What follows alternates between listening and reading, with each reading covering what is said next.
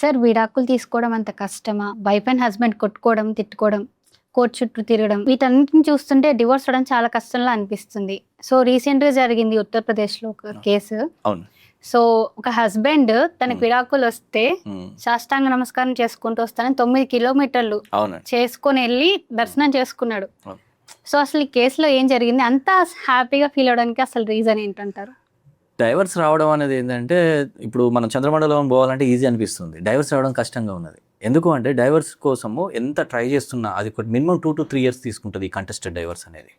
So చంద్రమండలం పోవడం ఈజీగా కనబడుతుంది వాళ్ళ మార్కెట్లో.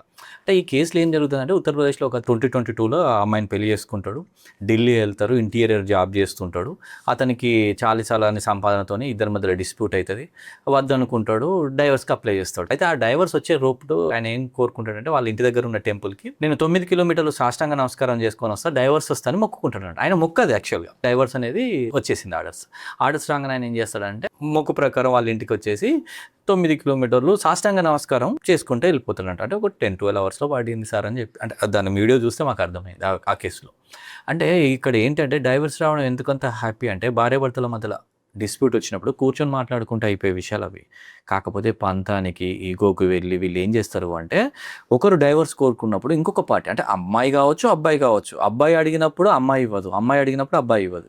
వీటిలో ఏమవుతుందంటే ఒక రివెంజ్ అనేది ప్లాన్ అయ్యి చంపుకోవడాలు ఈ మధ్య చూస్తున్నాం, హత్య చేయడాలు, మర్డర్కి అటెంప్ట్ చేయడము, లేదంటే ఇంకేదైనా చేయడమో, వాళ్ళకి నచ్చినట్టు ఆవేశాన్ని రివెంజ్ రూపంలో తీసుకోవడానికి ట్రై చేస్తున్నారు.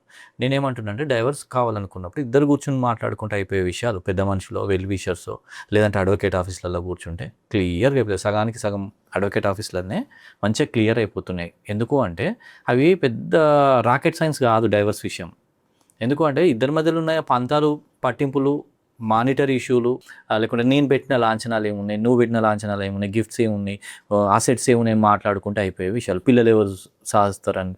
కాకపోతే అందరూ ఏం చేస్తారంటే, నేను డైవర్స్ ఇస్తే ఇతను పోయి హ్యాపీ బతుకుతాడని అమ్మాయికి డైవర్స్ ఇస్తే ఆ అమ్మాయి పోయి ఎవరితోనో ఉంటుందని అబ్బాయో, ఈ ఆపడం, ఆ కేసులో వీలైనంత వరకు డ్రాగ్ చేయడం, కోర్టును తప్పుదారి పట్టించి ఎంత వీలైతే అంత టైం తీసుకోవడం అనేది జరుగుతూ ఉంటుంది.